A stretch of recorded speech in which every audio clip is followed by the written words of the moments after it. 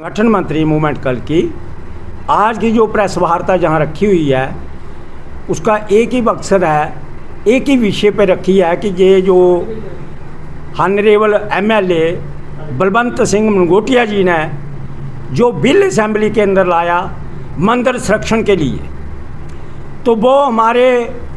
Chief minister साहब और deputy CM साहब उन्होंने ये कहकर उसको निरस्त कर दिया कि आगे ही मंदिरों के संरक्षण के लिए पर्याप्त कानून बने हुए हैं, जिसकी हम कड़े शब्दों में निंदा करते हैं और पूछना चाहते हैं कि ये उमर साहब सरकार, डिप्टी सीएम साहब ये बताएं कि जो कौन सा कानून बनाया है इन्होंने। अगर कानून बना होता तो मंदिरों की जो आवाज़ बार बार आ रही है कि मंदिरों की जो ज़मीनें हैं गैर कानूनी ढंग से जा तो बेच दी गई हैं, जहाँ 100 साल के लिए पट्टे पर दे दी, जिन लोगों का इनके ऊपर कब्जा है। तो अगर हम पूछना चाहते हैं अगर कानून होता तो फिर ये काम क्यों होते और ये आवाज़ क्यों आती, क्यों जनता बार बार जो सनातनी समाज है वो इसकी मांग करता। 1978 में भी हम बताना चाहते हैं पंडित मंगतराम शर्मा जी जो एमएलए कांग्रेस पार्टी से थे, सबसे पहले उन्होंने ये बिल लाया था, बिल नंबर 7 1978, और वो भी उस समय के जो चीफ मिनिस्टर थे शेख अब्दुल्ला साहब, उन्होंने वो रिजेक्ट कर दिया था और सेलेक्ट कमेटी बनाई थी। सेलेक्ट कमेटी के चेयरमैन डीटी ठक्कर साहब थे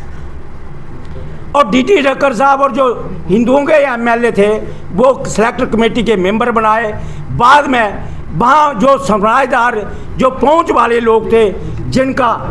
मंदिरों के ऊपर कब्जा था, उन्होंने अपना इन्फ्लुएंस लड़ाकर वो उस बिल को भी रिजेक्ट करा दिया,